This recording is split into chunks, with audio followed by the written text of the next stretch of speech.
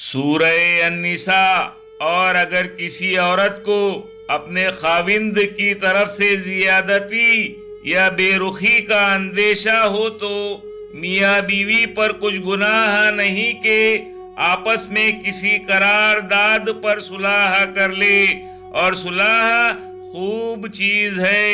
اور اگر تم نیکوکاری اور پرہیزگاری کرو گے تو اللہ تمہارے سب کاموں سے واقف ہے، اور تم خواہ کتنا ہی چاہو بیویوں میں ہرگز عدل نہیں کر سکو گے۔ تو تم ایسا بھی نہ کرنا کہ ایک ہی طرف ڈھل جاؤ اور دوسری کو ایسی حالت میں چھوڑ دو کہ گویا ادھر میں لٹک رہی ہے۔ اور اگر آپس میں مصالحت کر لو اور پرہیزگاری کرو تو اللہ بخشنے والا ہے، بڑا مہربان ہے۔